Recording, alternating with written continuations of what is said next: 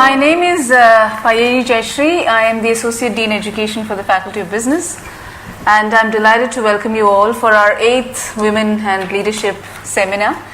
Before we begin and I introduce you to our esteemed guests today, two very esteemed, I would think women who are really social change makers, who have contributed a lot in their professional and organizational spheres.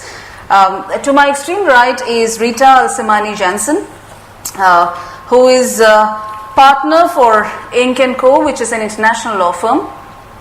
Rita has almost 25 years of experience. She advises on domestic, regional and international corporate and commercial transactions, including mergers, acquisitions, joint ventures, restructuring and disposal of companies, businesses and assets. She also has extensive experience in advising on projects and real estate developments, construction dispute resolutions and commercial litigation. Arrests and attachment of assets, misappropriation of funds and fatality incidents. She has broad experience in a number of business sectors including shipping, aviation, energy, real estate and construction. Rita advises on corporate and business transactions including domestic and international joint ventures, company disposals, startups and restructurings, and also advises on all aspects of UAE commercial laws including free zones, regulatory work, as well as agency, franchising and licensing. She has experience of a number of business sectors which include aviation, energy, maritime, real estate, property development and construction in particular, and advises on UAE litigation and arbitration.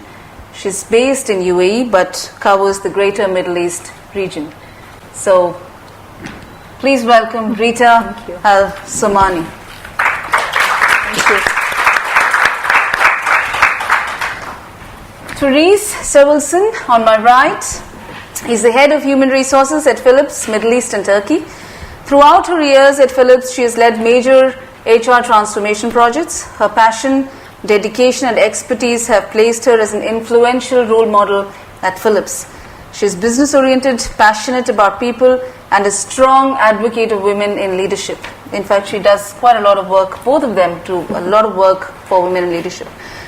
Therese's leadership style is inclusive and based on trust.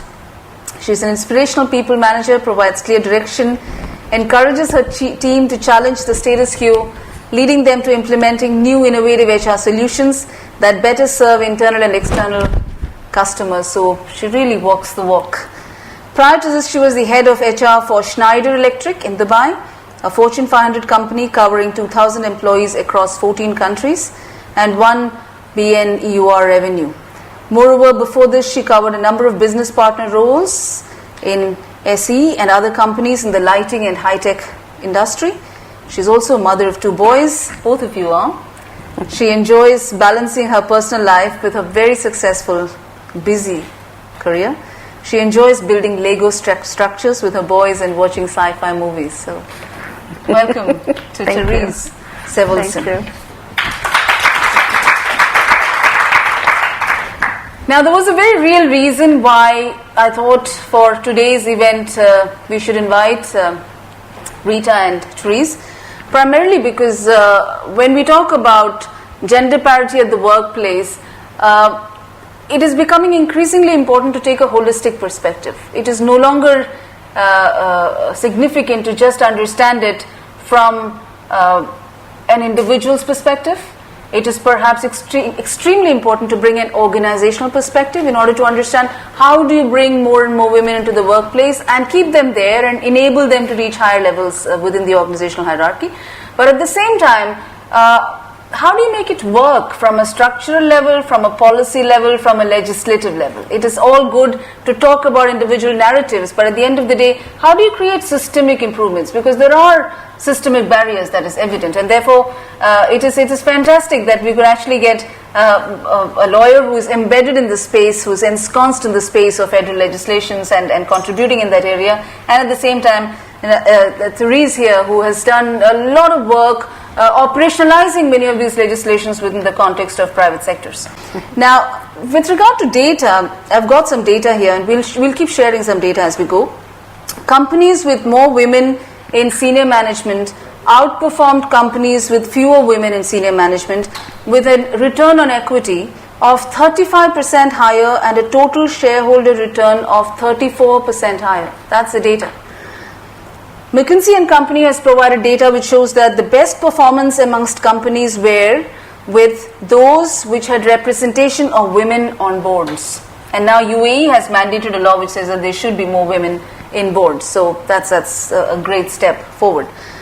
More data, 53% of business leaders agree that diversity on teams and experience improves both reputation and financial performance, which is as per the globalization survey.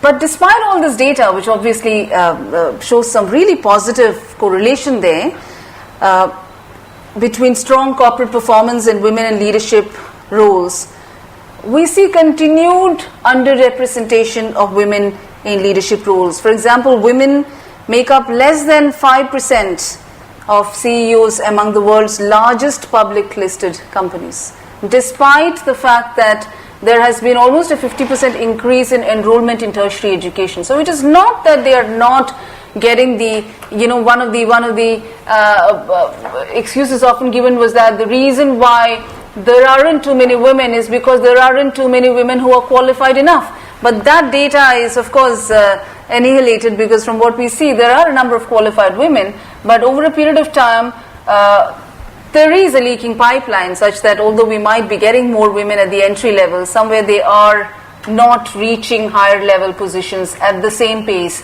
as men are. So my question to you, Rita, is what is holding us back? Are our mindsets truly inclusive? What's holding us back? Well, it's a fact, according to the studies, that 77% of women in UAE are university graduates, and only 25% of them participate at one point of their life in the workforce, which means that there is a big gap. This study was done in 2009, and we are now in 2016, which means that the gap is narrowing, but the narrowing is still, there is still a big difference between the two. And I think motherhood and maternity are one of the major reasons why ladies start working and then they have to drop out of work to take care of their family, especially we live in a region where family values are very important, and women are expected to take care of their families first. The priority is the family, the kids, the children, rather than work.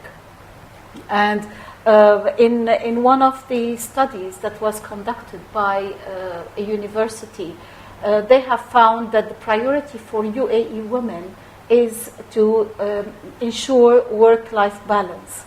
And not always work-life balance is achievable. And this is why women in general tend to leave work after the first baby, after they get the first baby.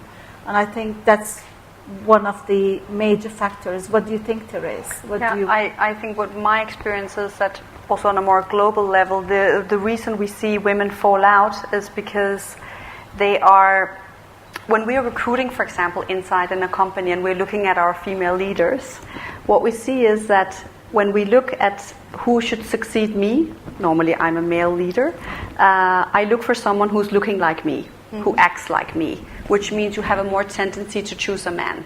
So that's one thing. So it's about creating that awareness inside the company. So for me, that's one part of it.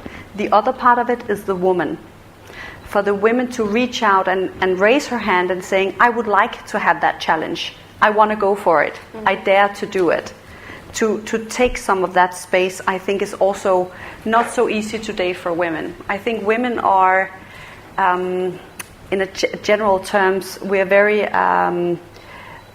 we want to do a very good job, and we almost want to be 100% that we can do the job before we enter it. So for us to take a promotion and take that next step, I think we are more hesitant. Whereas men are a little more daredevils, I must say. So I think they tend to say yes when they believe they can do maybe 30% of the job. I'm exaggerating, of course, to make my point. But I think they're more like, yeah, I can do it, I can do it, I can do it. And then they go for it. And they will probably make it. You know why? Because the leader also recruited them. So he will trust in them. He will give them that support. The woman would have been giving the same support if only she would have taken it. And I think most of the time, women, they just think, if I just work harder, they will see me. I will get recognized. But it doesn't happen because it takes several factors. So I think that's definitely some of the reasons why. So there are two issues that essentially is coming up. One is, from what Rita said, that the primary caretaking responsibilities still lie with the women. Yes. Well, there is also other elements. Is how many expatriate women really sacrifice their careers to follow their husbands? As an expatriate community, expatriates do not have the bigger family that take care of the children, so that the mother can go to work. And the question would remain: do you want to keep your children 9-10 hours a day with the nanny that probably do not speak your language, do not know your culture, do not know how you want to raise your children? And that's another. It's another phase, I think, that also contribute for the decision that women do not go back to work. I think that's a valid point, that as women also have a life cycle of getting married and giving birth to children. Those are the times when we see a lot of women dropping out because the organizations perhaps do not have enough opportunities to provide them with the right support.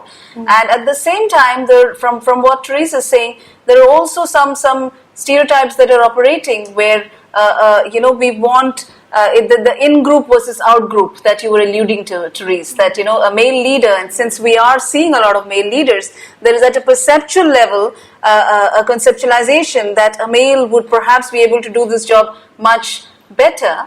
And at the same time, individually, because women, from what you're saying, we do not put our hands up. Now, I want to dwell on that a little bit more. Why do you think women do not put their hands up more often? Does it have anything to do with the pink and blue kind of socialization that we are often getting in our lives? That's definitely one of the things, and I think what we definitely found out in Philips was that we did see a bit of this glass ceiling there, even though we don't like to admit it, but it was a little bit there because of the women were not really aware of their power arena.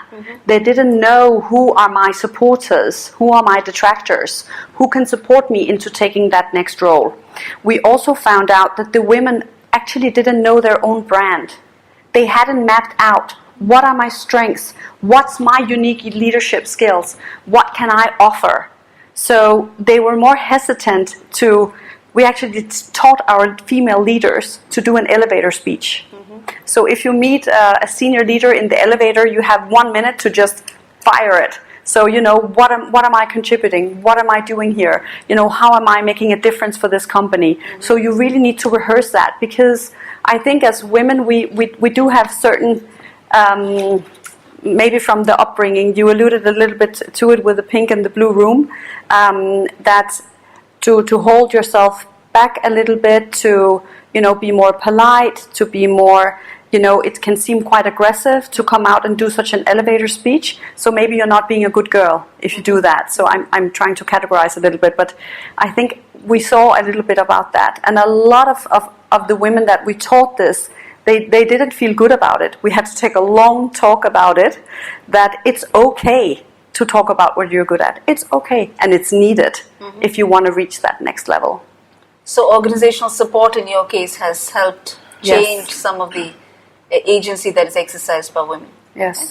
Let's go back to what Rita was saying about motherhood. Now, in your own personal experience, Rita, you are a successful career woman.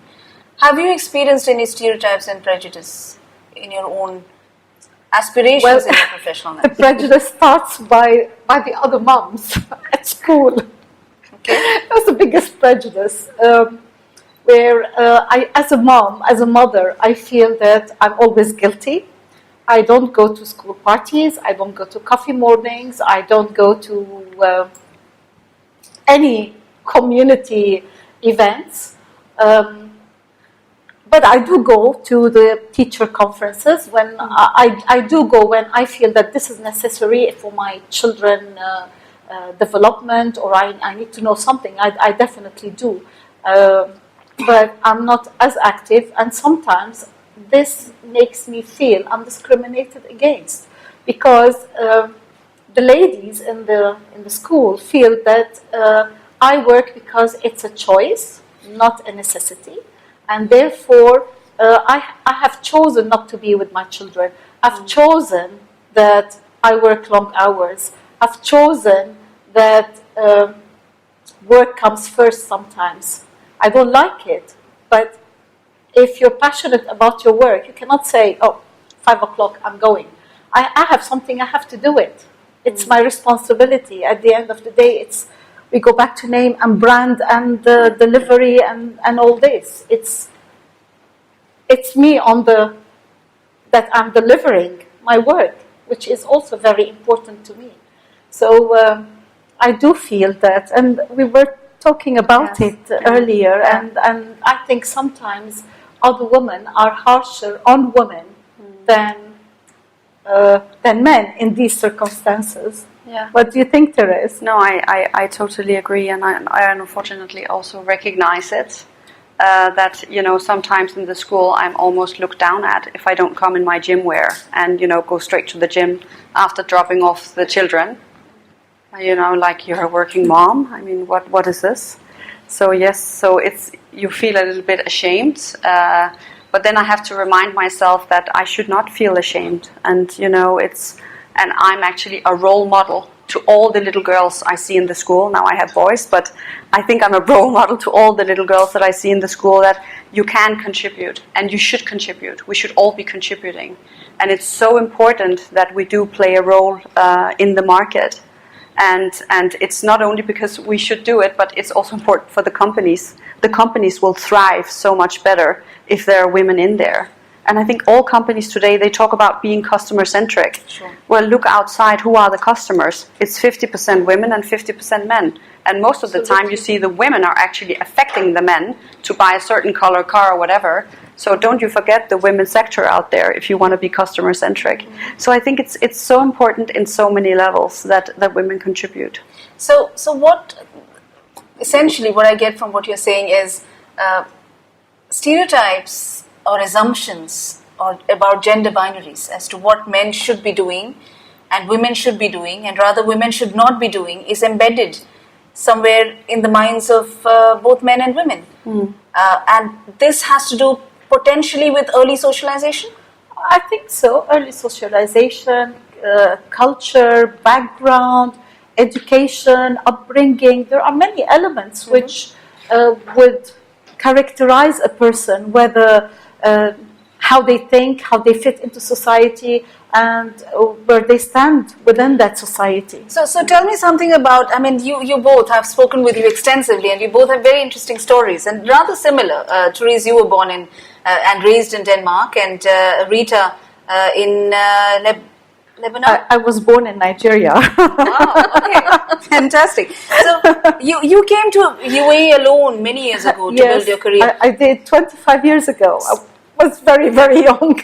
So what about your childhood? What about your upbringing? I'm interested, I think the audience would be interested in knowing as well, as to what about your upbringing prevented you from falling into the same trap of this is what a woman should be doing and a man should be doing, the kind of compartmentalization that sometimes prevents women from challenging boundaries, gendered boundaries we call it.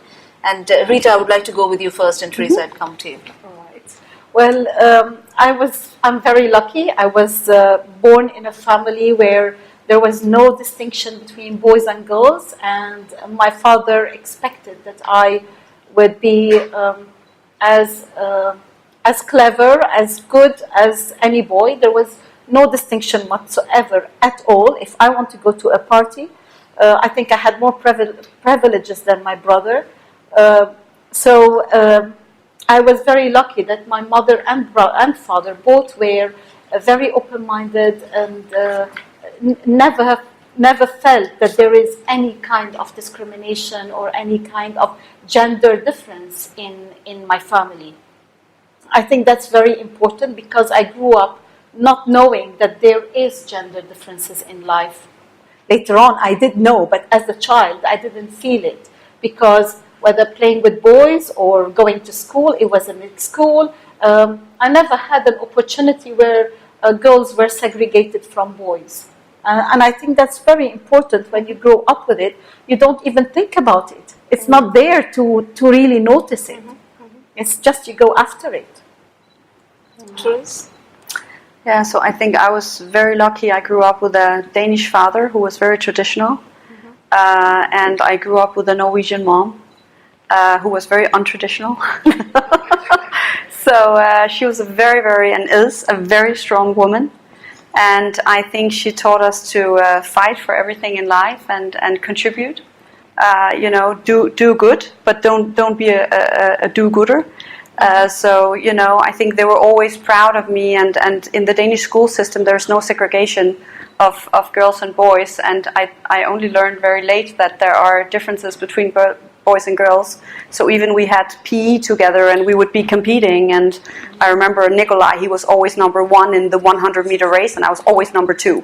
So we were the 2 good runners in the class. And this was how I liked it, so we played football against each other, and so you learn to also let's say integrate and be close to also, let's say, the male counterparts and not play a certain role. We even had, which is interesting, we had cooking courses in the Danish educational system. Boys and girls had mandatory cooking courses, because that is part of life. You need to learn how to cook proper food. So it's not about the women being in the kitchen. So in the Danish society, the men and the women are in the kitchen. More often my husband is, actually I don't cook, my husband cooks.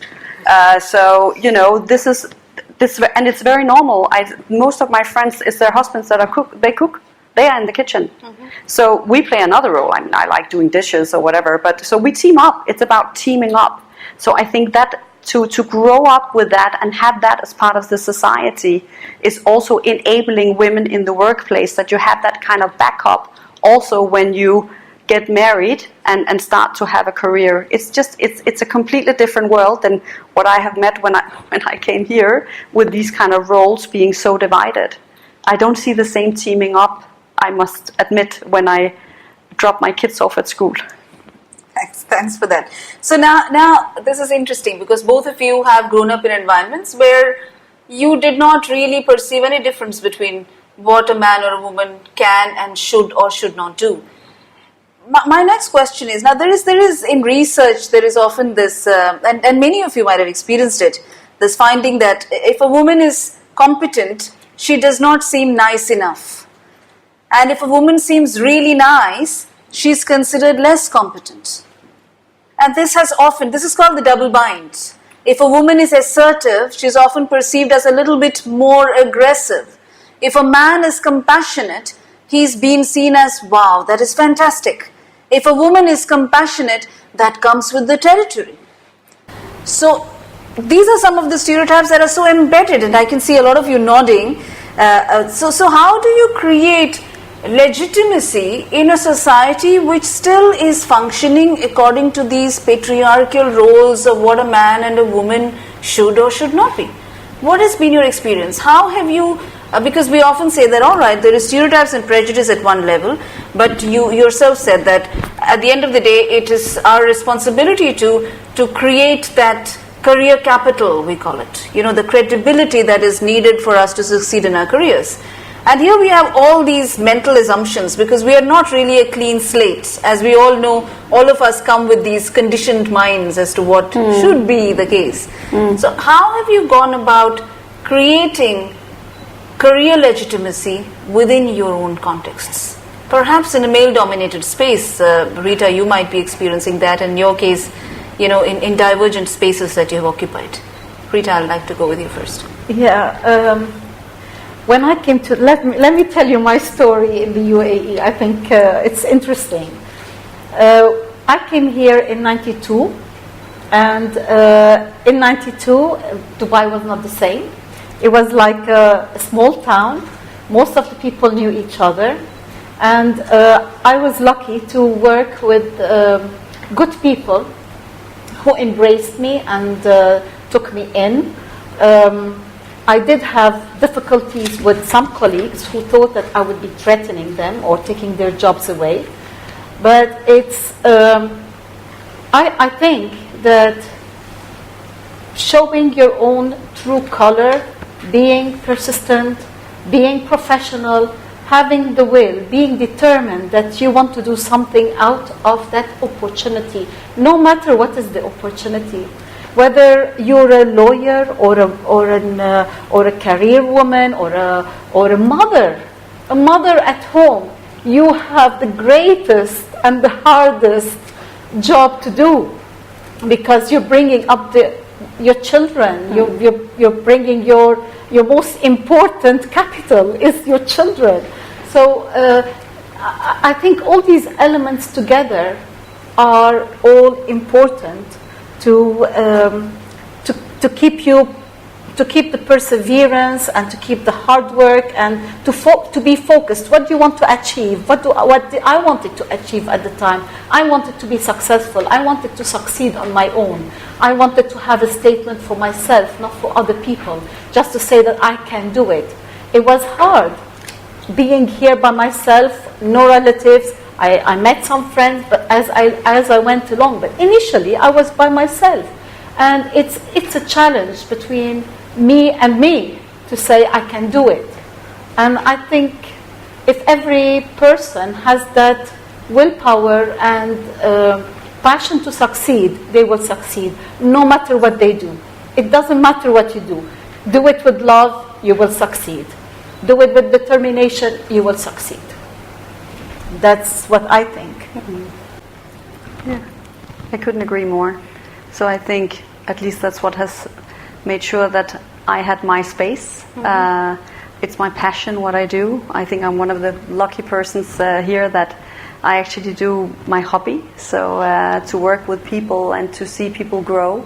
And to create these kind of workspaces as the head of HR, to put the HR strategy there and see it enabling the business into performing. I love it. I just love it. Let me probe a little deeper. You have been in spaces which are primarily dominated by men. Mm-hmm. In your case, Rita, you're also in a position where you are essentially meeting with your clients. And what has been your primary influence strategy? You have mentioned occasionally that in the context of your work, sometimes you're often able to build trust when you use a particular influence strategy. What influence strategy would be that? I think it comes with age. Mm-hmm. Because when I was younger, I could not use the strategy of telling my clients, oh, how are you? How is the family? Let's go out for dinner, because I was, it depends on how you say it and how it is taken, perceived. I think now I'm at an age where I can do that, and I can invite clients out, I take them out, I talk about their families, I ask about their children, I follow up with the children, and I know where they were in grade 1 and now they are in university, and I keep on asking. And when you know your client or the person you're talking with at that level, it breaks walls and it opens doors, and then you become a trustee. I'm not only a lawyer that take care of the business, but sometimes somebody may call me about an issue with his wife, or with the children, or with the son, or with the speech therapist. It's not in my domain, but you become so trusted with the people you work with that they trust you and they value what you have to say. Mm. And I think once you cross that barrier, you won your client, you won the people you work with, you won your entourage. I think so. So you're saying that as time passes, you are having more opportunities to exercise your authentic leadership style. Is that what I think so, and it'll become easier. It becomes second nature. When you are at a younger age, you don't know it's leadership. I didn't know that taking a decision this way or another will have a different effect on Sure. on the people in front of me. Or I had a very high standards of good and bad, right and wrong, and my morals were quite strict and straightforward from the beginning. And so I did what I think is the right thing to do. And I think anybody who does the right thing that their heart tells them is the right thing, that's the right way. So what are your primary influence strategies in male-dominated spaces? So I think that I have learned that to talk too much about my children or my, let's say, troubles. So I recently had an incident where my husband got a job in Saudi and he was gone all days of the week. So all of a sudden I was in charge of everything. So I learned this is not something I should talk about. So I let my assistant in on the news. And I told her, we have to manage my calendar so that I can manage my home situation, but let's not allude this to anyone. So now when a few months have passed, then I can just gently tell to the management team that, no, my husband is not there, I'm alone. And so they will know that in those 2 months that passed, it's been going on for a while, but I'm actually managing. So these are some of the strategies that I learned. Another strategy that I learned is don't overshare about your family or, whatever sickness in the family, or they're really not that interested. And I don't know why, but I can just feel that, they're like, So don't do that. So that I've learned that, I can ask them, how are you doing? How's your family, etc. But don't overshare. No, that's not perceived well. So I stick to the business agenda. I will ask them nicely about their family because I'm also interested, but I will not share too much about myself. So this is, what you're suggesting is that since the organizations, the corporates are largely masculine spaces, your styles of influence and styles of interaction are aligned with the masculine cultures without being overly masculine or overly feminine. Yes.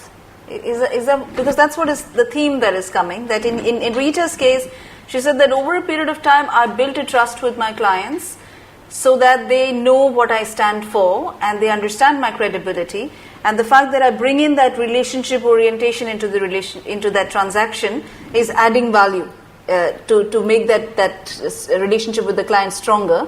In your case, you are presenting an image that no matter what the problems is at the home front, I will maintain a professional demeanor because even today the spaces are largely masculine, and therefore you try not to overdo the feminine bit. Yes. So I think we're saying the same thing, but from different angles. Perspectives. Yes. I'm doing it with the clients. I'm taking from them. Yes. And you're doing the same thing. You're not giving. Yes. So in a way, it's the same thing but in different styles because it's different industries. Yes. So do you think it's time for us to move towards a culture which is not overtly masculine? I think that's one of the more reasons why we need to have more and more women at every level of the organizational hierarchy so that multiple styles become normalized. Because right now, since it is more masculine, the expectations and the imagery is perhaps more masculine, and it is time for us to have more women at multiple levels of the organizational hierarchy so that we are able to accept divergent styles. Isn't that necessary? Isn't that where we are trying to get at through gender equity? What do you think? I hope we are, but we also know that in order for a smaller minority to affect a culture, you actually need 30%. Yes, critical mass. A critical mass in order to really affect and change a culture. Yes. So if you want to see that in the management boards, you need a lot more women. I can say that, for example, in Philips, we have been successful. So 50% of our management team, they are females. So we have a good balance in the management team, which is very interesting. We have a lot of very interesting dialogues. But I think you really need that because we do, and I'm of course over-characterizing because there are also females in there that remind me more of men, and there are also men in there that remind me more of women. If you look at some of the when we are picking our battles of work-life balance or whatever is important in there. So I think to have that diversity is a really good strength. So I hope we are moving in that direction, and I see we are moving in that direction. And I see, for example, a company like Philips, we're measuring. So there are KPIs out there. There are ways to measure. There are ways to get some data points behind it, like you have as well. Okay, so let's move on to our third theme, which is gender pay gap. There is enough evidence. In fact, according to the World Economic Forum, it would take another 170 years to close the global pay gap between men and women. So most of us, none of us would be alive. And 50 years of data. There are some studies that have been conducted by sociologists which examined census data from 1950 to 2000. And it provides some evidence of de-evaluation. Now what that means is, when more women join an industry, the less everyone gets paid after controlling for factors like skill, race and geography. That is, if there are more women in a particular industry, the amount of pay that is given to the women, in fact to their entire industry, becomes percentage-wise less. Which essentially means that the work that women do, no matter what the work is not valued enough. And this is data for 50 years. Another study shows that higher the percentage of women in an industry, the lower its perceived prestige. So there are some real assumptions again. We really do not think in equitable terms when we're talking about men and women. And my question, of course, is what can organizations and individuals do about it? Rita, the question is for you first. Is there any legal recourse in cases of inequity? Well, the UAE law, if we look at the UAE law, there is no distinction. The laws do not distinguish at all between gender. But if you look at how the practicalities of it, how they are applied, that's a different issue. And we come back to the management and who are the managers, and they like to look at their own image in the mirror. But if I take my firm as an example, the ratio of men to women, we are 62 women, 62% women to 38% men. And if we are one place in one firm, so if this is made across the various industry, then that's how we create the mass that you're talking about, the 30% mass. But if I look at it as a law, the laws are very straightforward, are very clear. There is no distinction, no gender, no religion, no character, no anything. The laws are laws. It applies to anybody. Therese, what's your experience? How do you create equity in pay? Because corporates have a responsibility to create fair and equitable spaces. They do, but I think most organizations are also looking at how do we have a healthy economy inside the company. So I think for a certain, let's say, part of it, we're also looking at that individual. Sure. So if the individual, again, is not raising their hand or in a firm way asking for a salary increase or asking for more in salary, then we are not so likely to do something about it. So one of the things we did in Philips was that we actually taught our talented females to negotiate. So we did a half-day training in negotiation techniques to enable them to have a very good strategy coming in there. Because it's not just about banging the hand in the table, you have to have a very, very solid strategy. So you put the leader in the corner, and in the end there's nothing to do but to give you more in salary. So this is what we try to do. And I think that I've seen some best practices in Philips as well, where they actually did comparisons and looked, because they had job categories that were exactly the same. So they knew the job content would be the same. So they could go in and compare. And when they saw there was a gap, because there was, the women were getting less, then they went in and they did a step-by-step approach to increase those women's salary until they were matching. So this is like a 3 or 5 year project. So they are doing it. I think in the context of my company today, at least, it's not always so easy to have very comparable jobs, because most of us have different KPIs, we have different deliverables, we have different key areas of responsibility. So, and you have different experience backgrounds, so you can have, let's say if you have a digital background and that's something we really want and there's a scarcity in the market, well then automatically we will pay you more. So there is something around that as well, so around capabilities. But if I can come with a general statement, I have seen that women are more hesitant to ask for that pay rise. I've been extremely surprised throughout my 20 years in HR when I see all the reports coming back from the departments and the women are just not asking for it. So and they really should be more assertive, I think. Does it have to do with the imposter syndrome that you alluded to a little while ago? I'm afraid that women so. often feel that they're not fit to be in a certain position because they're more apologetic? I actually think that they are maybe more, I should be recognized. He should see how hard I'm working, or she should recognize how hard I'm working. And now in my department I have recruited very strong women, so they are all demanding a lot all the time, which is good. That's exactly how I wanted it, which is very difficult to manage, by the way. But I think this is great. This is how it should be. It should be. They're being exactly as assertive as I would see the gentlemen be. And I'm afraid, but that is what you need to do, because every company, and we see it year on year, maybe we have a 4% increase we can do in a company. So if you don't position yourself correctly, if you don't, well, my 2%, I'm going to have to put them somewhere. So then who is it going to go to?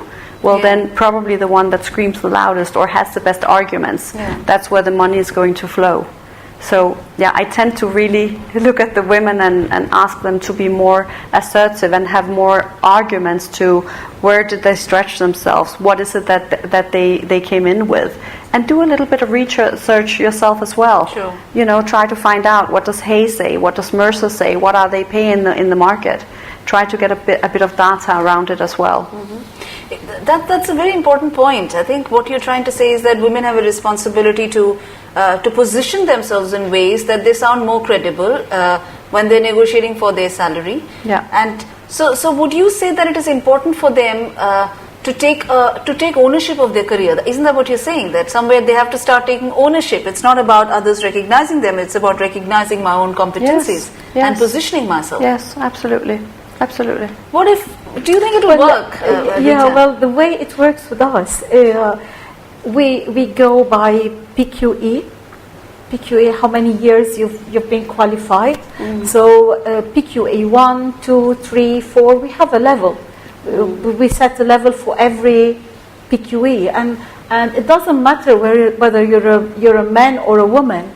As long as you are in that PQE 5, your salary is this much. PQE 6, your salary is that much.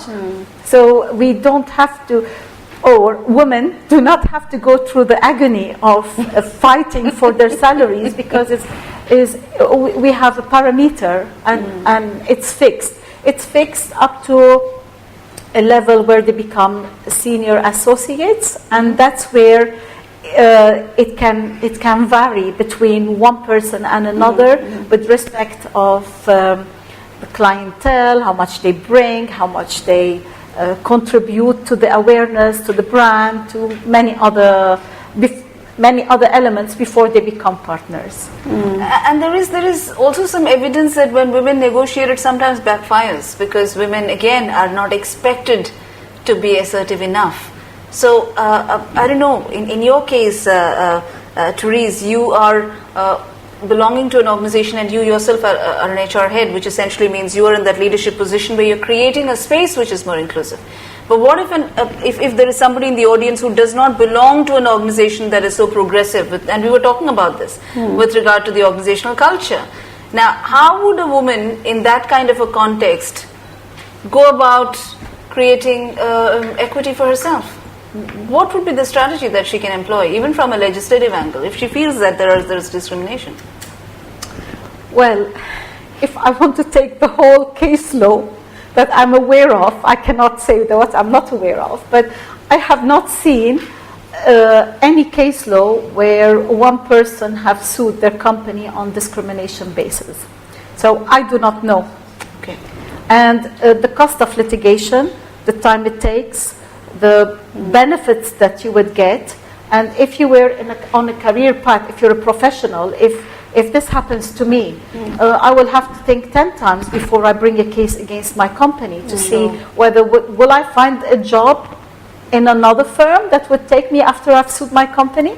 So there are many elements that a person would take into consideration before they take that measure. Sure. But when you have internal HR and policies and procedures in place that would give room to women and men to bring their concerns forward and discuss them, whether with HR or with a partner or even with the managing partner, then that is half the battle probably, because people would have already had the opportunity to make their voice heard. Sure. Because if somebody doesn't make their voice heard, nobody knows about it. So they have to they have to speak. So women can also create a critical mass within their own organization to facilitate change, is it not? By individuals, if they're unable to influence change, can they also create networks within their own organization amongst men and women? A cross-functional kind of a cross-gender kind of a network. Does that help? Because there is always, when we are trying to create bottom-up change, supposing an organization does not have that kind of a culture, and you want to create that, sometimes it's also because of lack of awareness. It's not, lack of will. It is sometimes lack of awareness that leads to inequity. I think probably in multinationals you will see that it's probably very panned out and everything is quite equal, I would say. Yes. And I think in most multinationals as well, you see that there are salary bands. Yes. So a salary band can float from 65% and up to 133%. So you can float somewhere in that. And with the different grades, they're overlapping. So you can almost be in the next grade of payment if you're doing very well. So I think we're back to the women where they have to know their own worth and know how they're contributing. Make sure that you are in projects that are seen, that are recognized. So you have to choose strategic projects where you will be seen and heard by the key stakeholders. Because then they will also notice if you speak up and you would like more, well, then they will also tend to give you because you are recognized, because you chose the right project or you were chosen for the right project. So talk to your leader and don't even talk about salary in the beginning. You should talk about how can I contribute to this company? Yeah. What can I do? Where do you need me? How can I help you? So I think if you come from that angle, the salary talk later in the year is so much easier. So it's a proactive ownership that you take by choosing the right projects. That's really good advice. And I think what you shared with us regarding organizations having a responsibility to collect data in a manner which is intended to correct any gaps that exist. Again, it's a large project, so if there is a willingness for organizations to change the culture, it can be done at multiple levels. It can, and I think it's very easy, and I think Philips, as probably most multinationals, we look at who is where in the ranges, and we try to look at if someone is low in the range, who is it? Is it a lady? Is it a man? Sure. What's their level of experience? How quickly did they go into this grade? Are they early in their career? Are they young? Did they take big steps? That's why they're there. So we really try to do an analysis, and we try to help the business by bringing in some facts and then challenging, did we position this person correctly? Because also we don't want to lose our talents. Right. So I think most companies that want to attract and retain their talents, they will take this approach. We move on to theme 4, which is creating diverse and inclusive workspaces. And one is, of course, we have seen all around that since there are not many women at the senior level positions, try and create quotas, for example, so that we can create equity at the top. But then at another level, there is a very strong discussion now that is going on that let us try and remove the systemic barriers. Now, Rita and Therese, both of you alluded to the fact that women drop out when they have children. And one of the reasons, of course, is maternity and childcare benefits are really at the lower end when it comes to most of the organizations. Do you think women experience a pushback when they have children or they become pregnant within the context of organizations? And what can corporates do in order to create an inclusive space for women who are expecting? Because sometimes women also step back even before they give birth to the children. They stop taking projects the moment they become pregnant. There is a lot of data which says that women give up even before they reach the stage when the children are born, because they know that they will not be able to handle it and there is not much support, and they are essentially moving out of their career path in that process. So how would you, I mean, Denmark, you said, mandates about 52 weeks of paid maternity leave. That's fantastic. And UAE, we just saw the public sector has now moved towards about 3 months of fully paid maternity leave. So your perspective from an HR and a legal perspective, how do we try and create more support around this very, very important topic, which leads a lot of women to drop out and which leads to the leaking pipeline? 3 months. It's too little. Sure. And I think change should come, and it will come. It already started. It started by the new policy, which has been implemented at the government level, and it has started with private companies like Philips, like ours. We have 3 months fully paid maternity leave. We have also unpaid leave. We give it as people ask for it. It could be 3 months, it could be more, or it could be less. We have the flexibility. We have one of the ladies who went on maternity, came back and said, I will only work till 4:30. And because we want her, and because she's good, and we like her, we said, okay, we agreed with her. So she works every day till 4:30. Another one went on maternity, came back and said, I want to work 3 days a week. And I'll do 1 day a week from home. We agreed. Because we know this is our talent. We know them. They are very good in what they do. They deliver. They are there. They're available. So all these elements contribute to the confidence that you want to keep your talent. And replacing your talent will cost as much, if not more, than retaining your talent. So at the end of the day, I think things will change, because if the international companies are pushing for better lifestyle, better work-life balance, eventually, and the government is pushing for it, so from the two angles, eventually the local companies will have to give in at one point, I think. Yeah, so I think this is a difficult question, because I think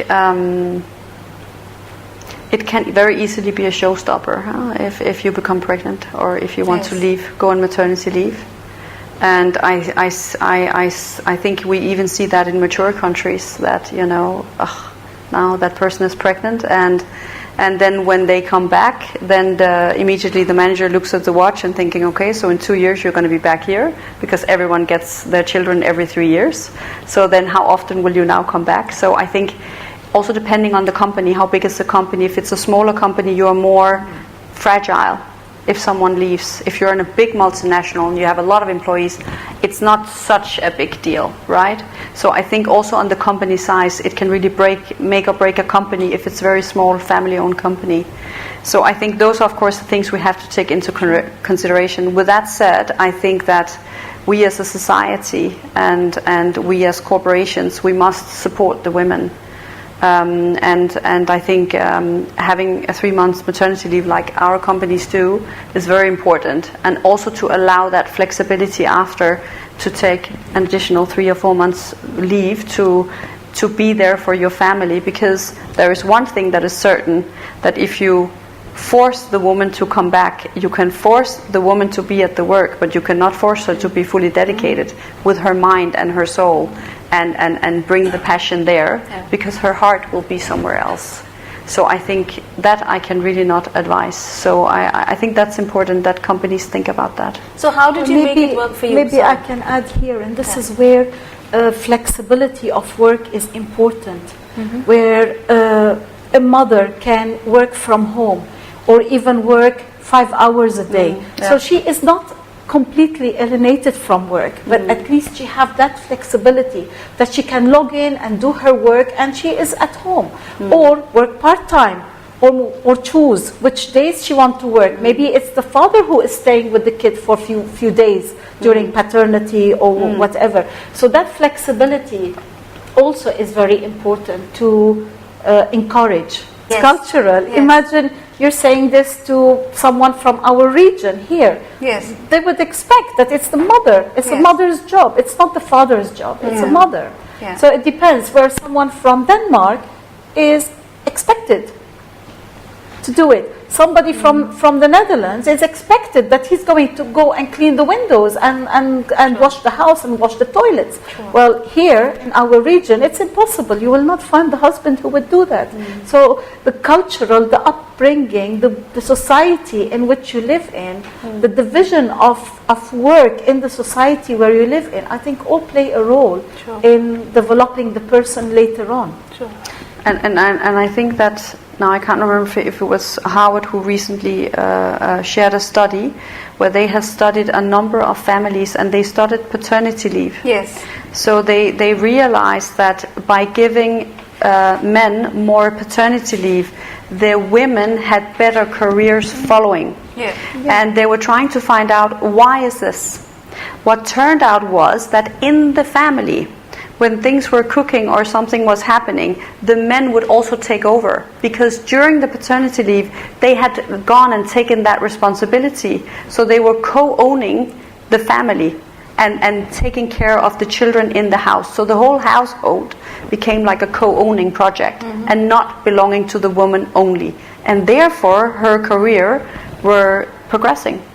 This is very good data, because what we are essentially saying is change cannot happen in a compartmentalized manner. We have to, all organizations have a responsibility to, by introducing parental leave, you are sending a very strong message that child rearing is a father's responsibility as well, and then it becomes legitimized in the context of organizations, where more people get involved in the whole process of child rearing and child caring, and slowly you're creating a cultural shift of sorts. Exactly. Which is definitely impossible. Very, very important. Now I'll go back a little to what Rita said, and Therese, you said as well, that flexi time becomes important. Now there is some data which shows that one of the reasons why women do not take flexi time is because flexi time, the moment they take it, they are relegated to support functions, or they miss out on important meetings, they miss out on strategic discussions, and in that process they're also taking a beating to their career, especially if they're serious about their career. So how would you make, and that is one of the reasons why, despite organizations having opportunities such as flexi time, it is not as successful as it should be, because most women are not taking these flexi time opportunities because they don't want to lose out on their career. So how would you make, my question to both of you is, how would you make things like flexi time or telecommuting work in such a way that it does not jeopardize the career aspirations of a woman and a man too, because if we're saying that both are responsible? I think life is changing. We are at an age where everything is done online, by computers, laptops, mobile phones. So you can be anywhere in the world any day of the week and you're still doing your work. Nobody should know if you don't want them to know that you're not available or you're not there. As long as you're picking up and doing the work, nobody knows, nobody cares anymore where you are sitting. I think if I look at it from our perspective, from our industry, if I have trainees or junior lawyers sitting at home working online, I can see that they are missing out on interaction with their colleagues, on learning the industry, having the know-how and the pool of knowledge around them that they can go and ask that they would not have. But if a mid-level senior person sitting at home doing a research, drafting a contract, working on a pleading, that can be done from home, can be done from anywhere. Now, if a woman is working part-time or flexi times, 5 hours a day, then you can ensure that all your meetings are done within these 5 hours, 6 hours, and then the rest you do it from wherever you are. We are actually able to cook down that many normal hours into that period of time because we're forced to. So I need to talk about productivity because I think that is something that we see they're very good at in Sweden and in the Nordics. They're extremely efficient. So you see their working hours are just cooking down every year. We hear from Sweden, it's just down. It's becoming shorter and shorter working hours. And their productivity is extremely high. So there's also a cultural element to it. So, about listening and talking and networking and all these things. But I believe you can definitely have a good career and being an important project within a scope. You just need the flexibility and the awareness in the organization to cater for it. And we need to get into the mindset of performance management. So it's not what you put in, it's what comes out. So, and I think you also alluded to it, so work is not a place, it's what you do, right? So you don't have to be there all the time in order for you to contribute. So we need to create some awareness, and I think especially in this part of the world, where we have a bit of this clock in, clock out, right? So if you come very early and you leave very late, you are a hard worker. For me, that doesn't really count. It's what's coming out. What are you contributing? Where are you making the change? How are you making the ship go faster? So that's what counts.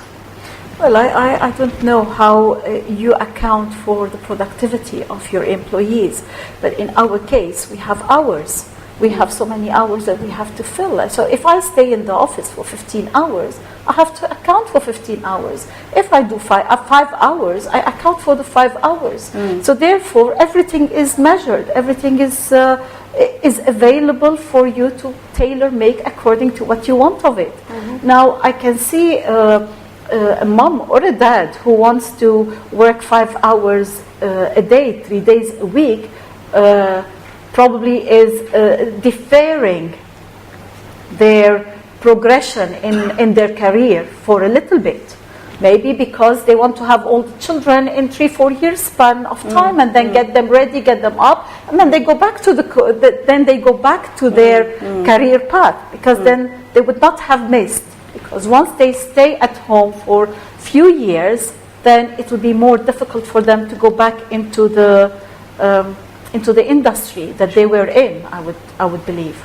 It can and it cannot. I have actually seen very successful cases of it. Of course, depends on the field of expertise, right? Exactly. Because some fields are moving so much that maybe you do get lost. But at least I saw a project manager. She was very skilled, and she went out for 2 years because she had twins, and she really needed to focus on them, and she needed to get back into the game.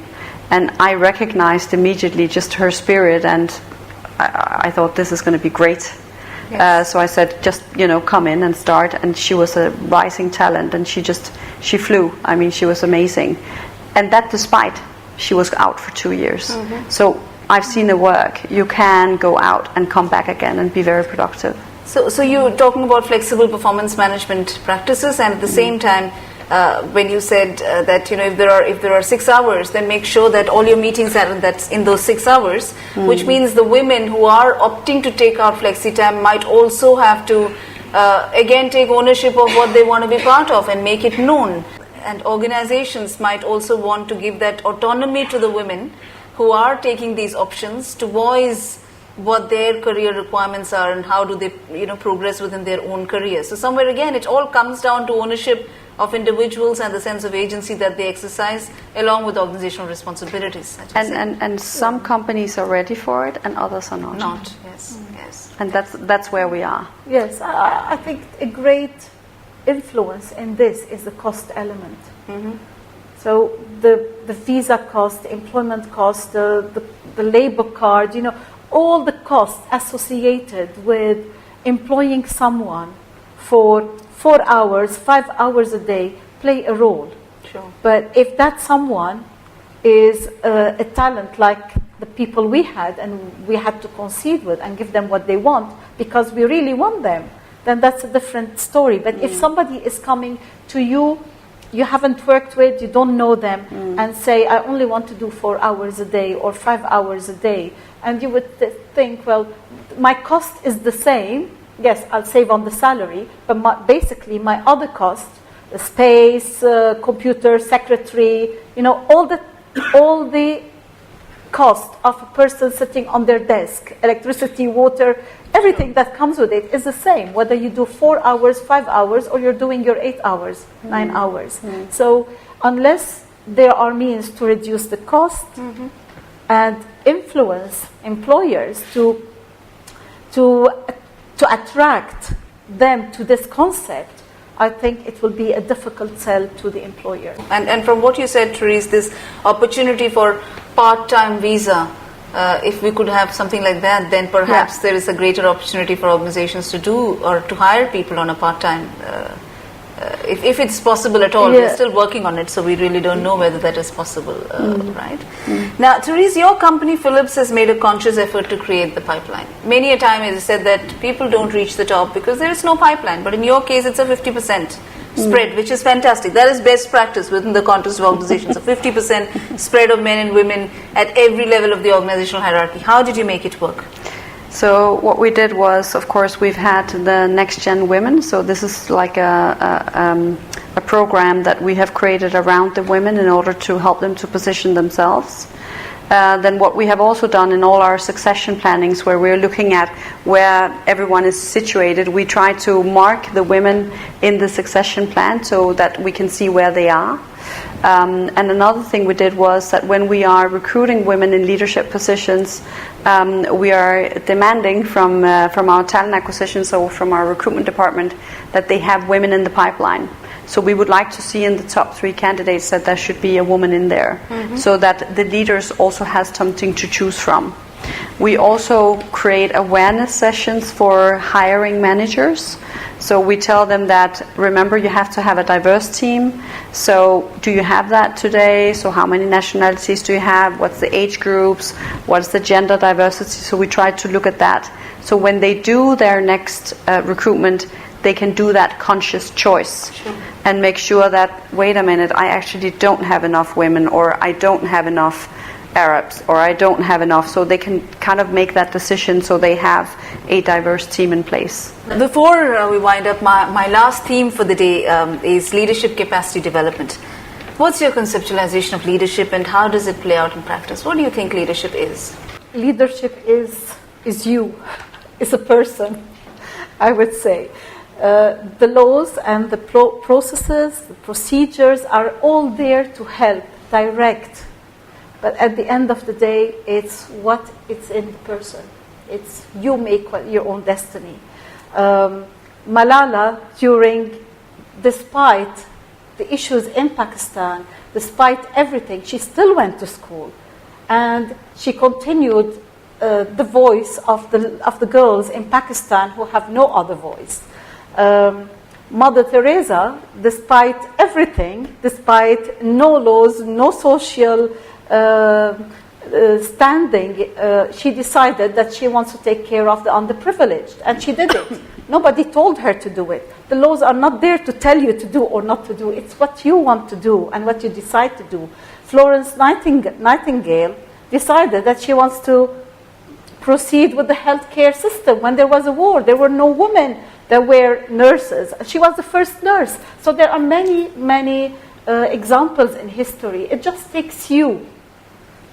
Every one of you has a point and can make a difference. And if you can make a difference within your own family, with your children, with your husband, with your brother, with your bigger family, you make your point. It can be in the house, it could be in the school, it could be anywhere in your work. You don't have to be a professional. You don't have to be working 12 hours a day. It could be working the 3 hours a day. It could be the assistant in the shop selling a dress and making a difference by telling the other woman, no, this dress doesn't look nice on you. Why don't you look at that one? It's little things that make the bigger picture, in my opinion. So for me, it's a lot about leading. It's about giving direction. It's about role modeling. It's about authenticity. So I think that is for me what is a good leader, and what I look in leadership is being able to set that direction and tell people where to go and which decisions to take.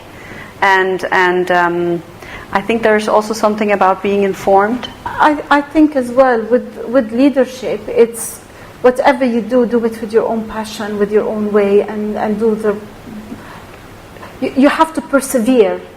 Success doesn't come because it comes. It's perseverance, it's hard work, it's love, and success will be at the end of the way, at the end of the channel.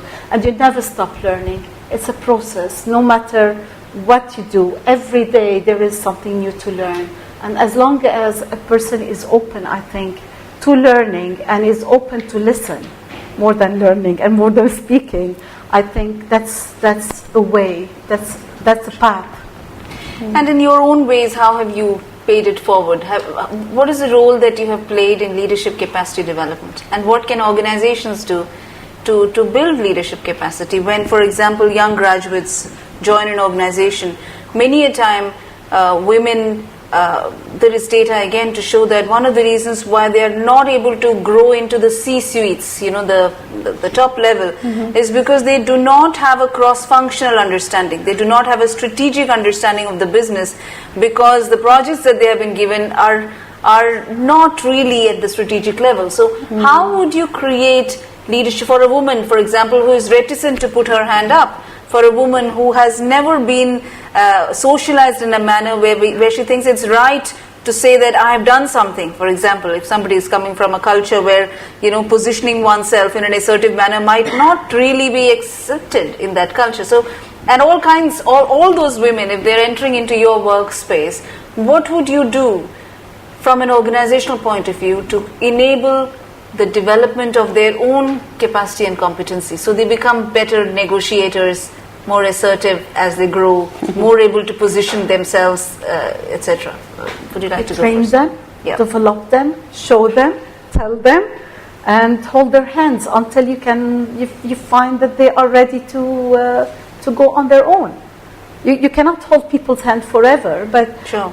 Training and development is an ongoing process. And I think you are better than I am in talking about this.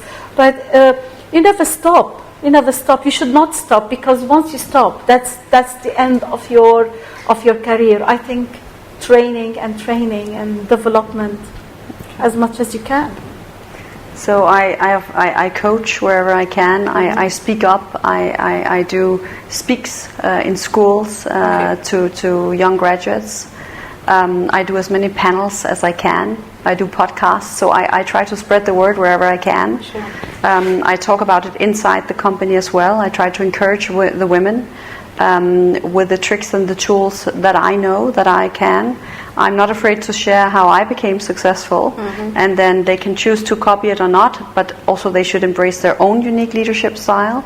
So you don't have to be, even though we might be forceful and assertive, and that worked for us, but it doesn't mean it's going to work for the next woman. She might have a different style that's going to get her maybe further than us. So, I think just embrace what it is that you're good at, find your own style. As long as you're authentic to yourself, you're going to succeed. And I think you also talked about it, leading from the heart. Yeah. So following your passion and having a purpose. If you have a purpose with what you're doing, you will get there. And what's the role of mentoring and networks within the context of leadership?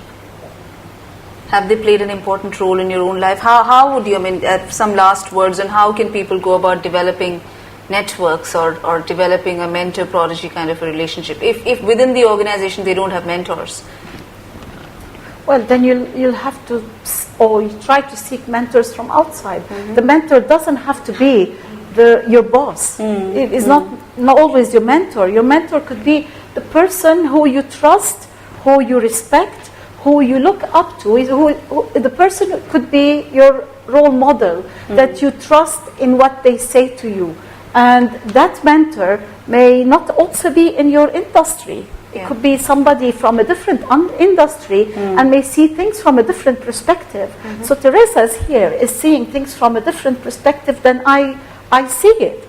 And if I come to her, she might give me a different perspective to what I am thinking.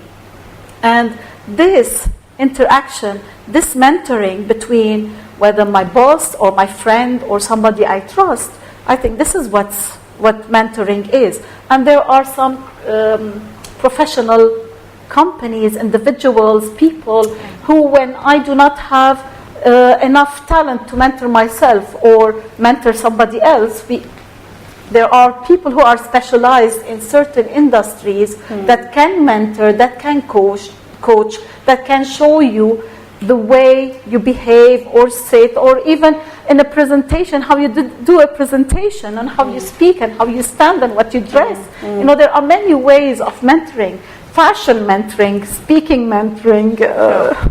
Yeah, I think, and others. I think you also alluded to that female network. Yes. So I personally believe that's very powerful.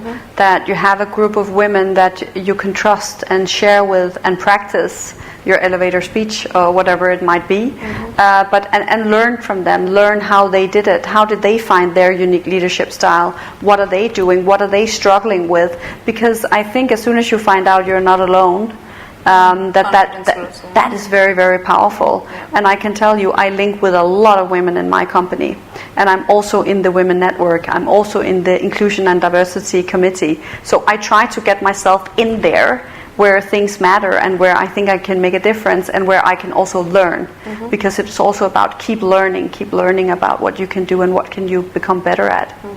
And from what Rita is saying, there is also merit in creating a cross-functional kind of a mentoring group, as Absolutely. well as cross-gender, because sometimes you don't have to restrict yourself to women networks at all. There is a lot of, again, evidence to show that when we expand our networks to include both genders and people from different functionality, there is a greater probability of getting the right advice and even increased visibility. So perhaps consciously we might all want to develop our networks.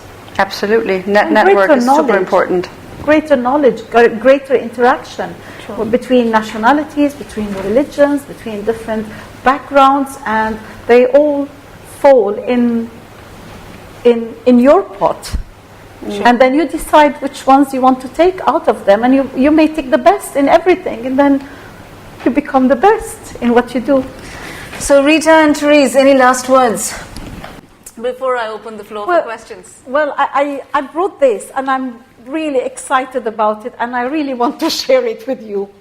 Yesterday, it was in 7 days.